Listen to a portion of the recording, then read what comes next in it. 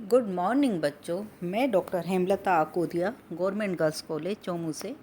बच्चों, हम BA part second का पेपर फर्स्ट पढ़ रहे हैं। उसमें पिछले वीडियो में मैंने आपको मंत्रिमंडल व प्रधानमंत्री के बारे में बताया था। इस वीडियो में हम ब्रिटेन की संसद के बारे में बात करेंगे। ब्रिटेन की संसद का जो प्रथम सदन है, कॉमन सभा, उसके बारे में बात करेंगे। और कॉमन सभा के बारे में शुरुआत करने से पहले हम ब्रिटेन के संसद की प्रभुसत्ता के बारे में जानकारी प्राप्त करेंगे। ब्रिटेन की संसद की प्रभुसत्ता को पढ़ाने से पहले या प्रभुसत्ता के बारे में बताने से पहले मैं इस चैप्टर की शुरुआत करूंगी डाइसी के एक वाक्य से। डाइसी कहते हैं कि ब्रिटिश संसद वैधानिक रूप से इतनी शक्तिशाली है कि वह एक शिशु को प्रौढ़ घोषित कर सकती है और यदि वह उचित समझे तो किसी व्यक्ति को अपने ही मामले में न्यायाधीश बना सकती है। मतलब ब्रिटेन की संसद अत्यंत शक्तिशाली है। उसके पास इतनी ज़्यादा पावर है कि वह किसी भी व्यक्ति को कुछ भी घोषित कर सकती है। सिद्धांत ब्रिटेन में संसद संप्रभु है। वह जैसा चाहे वैसा कानून बना सकती है, जिस ढंग से पसंद करे संविधान में संशोधन कर सकती है। न्यायालय उसके द्वारा निर्मित कानूनों को अवैध घोषित नहीं कर सकता। बच्चों, हम भारतीय संविधान के बारे में पढ़ते हैं, अमेरिका के संविधान के बारे में पढ़ते हैं। इन दोनों राष्ट्रों में हम न्यायिक पुनरावलोकन की शक्ति के बारे में पढ़ते हैं। न्यायिक पुनरावलोकन की शक्ति वह शक्ति होती है जिसमें कि संसद के बनाए कानूनों को सर्वोच्च न्यायालय अवैधानिक घोषित कर सकता है। लेकिन ब्रिटेन में न्यायालय के पास ये पावर नहीं है। इस वजह से ब्रिटेन की संसद अत्यंत शक्तिशाली है। मतलब ब्रिटेन के कोई न्यायालय संसद के द्वारा बनाए गए कानूनों को भारत या अमेरिका के समान अवैधानिक घोषित नहीं कर सकते। वह मंत्रिमंडल को अपदस्थ भी कर सकती है। इंग्लैंड में संसद सर्वोच्च अथवा संप्रभु है। इसके दो अर्थ हैं। पहला है धनात्मक यानी पॉजिटिव, दूसरा है ऋणात्मक यानी नेगेटिव। पहले से तात्पर्य यह है कि संसद पूरे देश के लिए और किसी भी विषय पर कानून बना सकती है। विधि निर्माण की संपूर्ण शक्ति संसद के हाथ में है।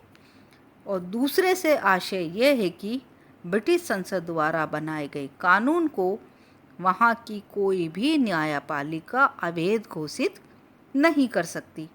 ग्रेट ब्रिटेन की संसद की सर्वोच्चता का यह पहलू अधिक महत्वपूर्ण है।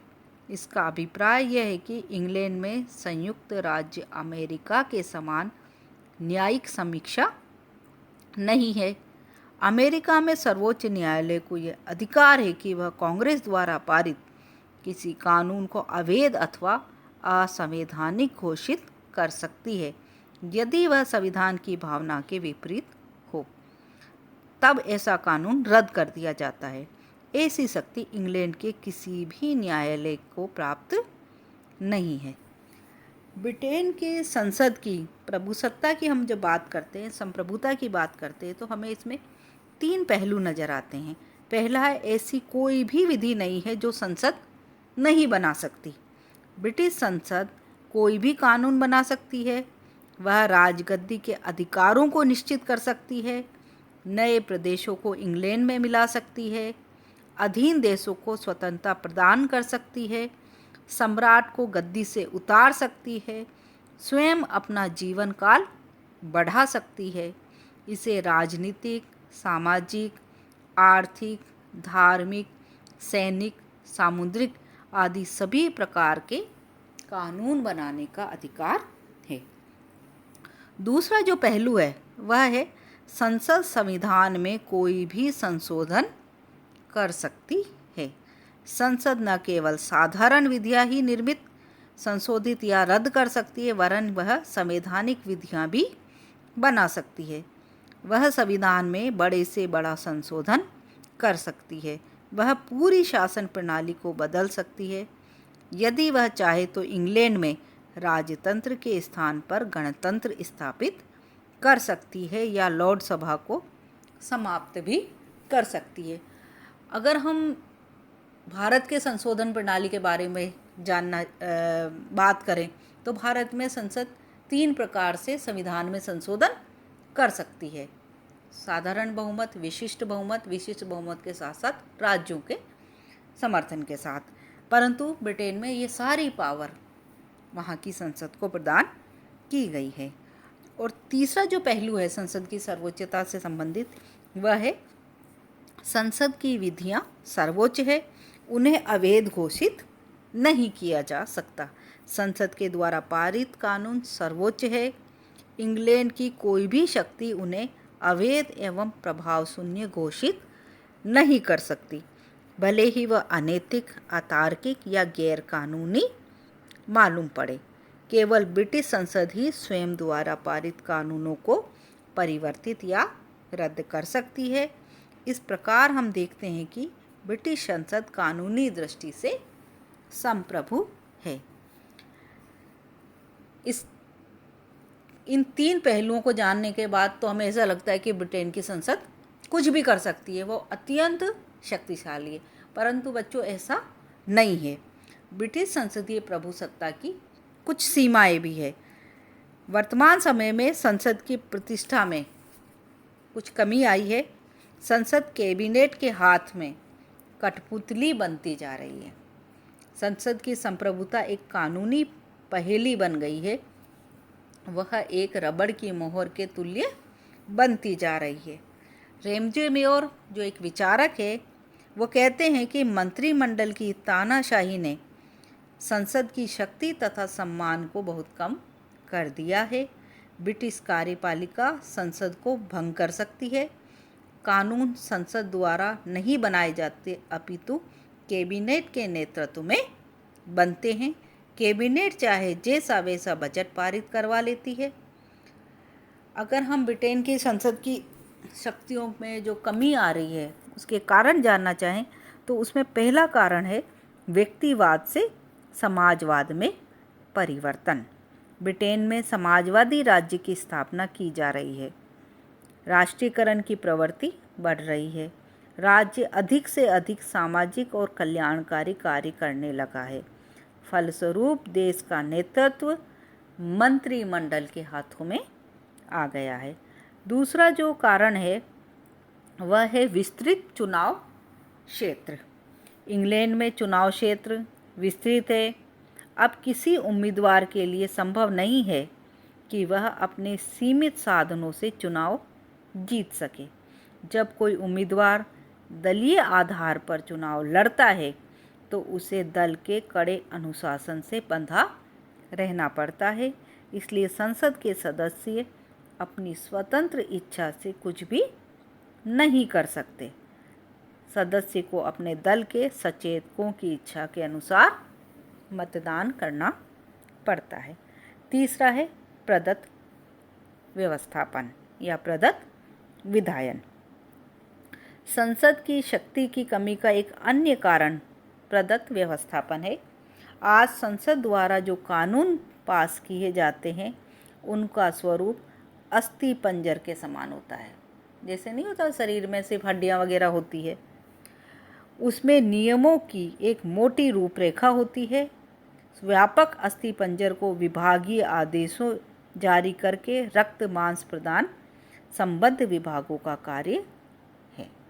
इसी को प्रदत्त व्यवस्थापन कहा जाता है। यानी संसद के द्वारा मोटे मोटे कानूनों की रूपरेखा बना दी जाती है, उसके बाद कार्यपालिका उससे संबंधित छोटे छोटे कानूनों का निर्माण करके कार्य करती है।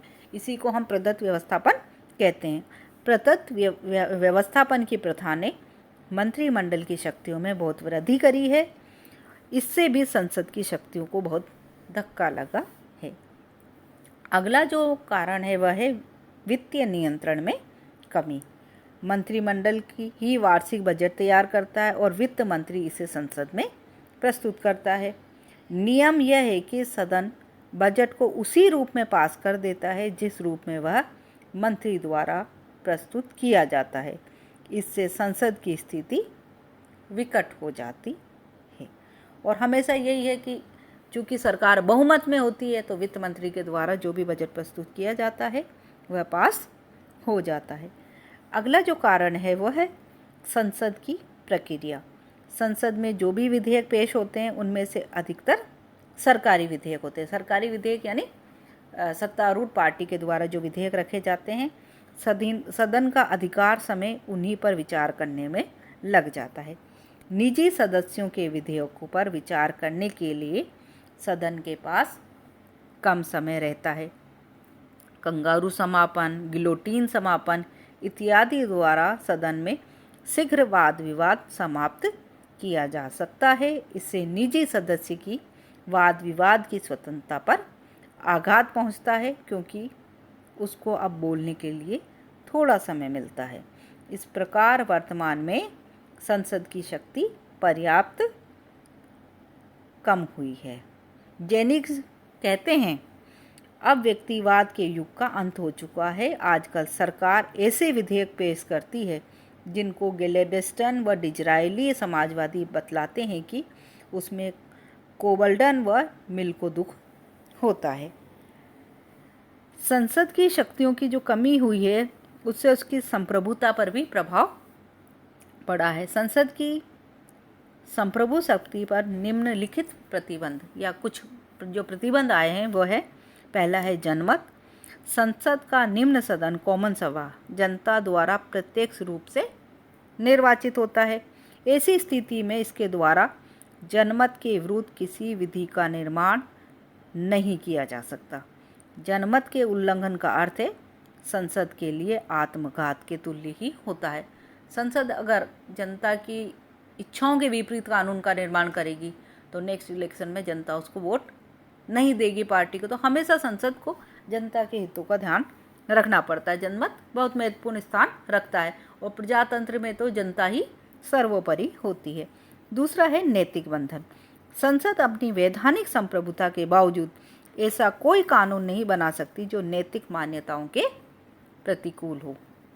तीसरा है परंपराएं। मैंने आपको पहले भी बताया है कि ब्रिटेन का संविधान अलिखित है। परंपराएं और अभिसमय उसमें बहुत ही महत्वपूर्ण स्थान रखती है। ब्रिटिश राज व्यवस्थाओं में परंपराओं का महत्वपूर्ण स्थान है। संसद के द्वारा ऐसा कोई कानून नहीं बनाया जा सकता जो सुस्थापित परंपराओं के प्रतिकूल हो। यदि ऐसा किया गया तो जनता संसद के विरुद्ध हो जाएगी। यदि किसी परंपरा की उपयोगिता समाप्त हो जाती है तभी संसद कानून द्वारा उसमें फेरबदल कर सकती है। चौथा है वह है कानून का शासन। ब्रिटिश संसद कानून के शासन का उल्लंघन नहीं कर सकती। यदि संसद विधि के शासन का, जो ब्रिटिश शासन पद्धति का मूल आधार है, उल्लंघन करती है तो उसे गंभीर जन प्रतिक्रिया का सामना करना पड़ता है। पांचवा है अंतर्राष्ट्रीय कानून। अंतर्राष्ट्रीय कानून द्वारा भी संसद की प्रभुसत्ता सीमित हो जाती है। जिस कानून को सभ्य राष्ट्रों की सहमति प्राप्त हो चुकी है उसे ब्रिटेन ने मान्यता दे दी। अतः ब्रिटिश संसद अंतर्राष्ट्रीय कानून के विरुद्ध भी किन्हीं नियमों का निर्माण नहीं कर सकती है। इससे हम इस निष्कर्ष पर पहुँचते हैं कि इंग्लैंड की संसद कानूनी दृष्टि से भले ही संप्रभु हो किंतु व्यवहार में उसकी संप्रभुता सीमित है। यह ब्रिटिश संविधान में सिद्धांत और व्यवहार के मध्य अंतर का एक उदाहरण है।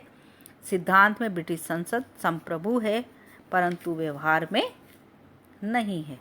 ब्रिटिश संसद की अगर हम वास्तविक स्थिति जानें तो ब्रिटेन में संसद देश और राजनीति का केंद्र है। संसदात्मक शासन प्रणाली होने के कारण समस्त महत्वपूर्ण निर्णय संसद के मंच पर ही लिए जाते हैं। न्यायालय संसद के निर्णयों का पुनरावलोकन नहीं कर सकता है।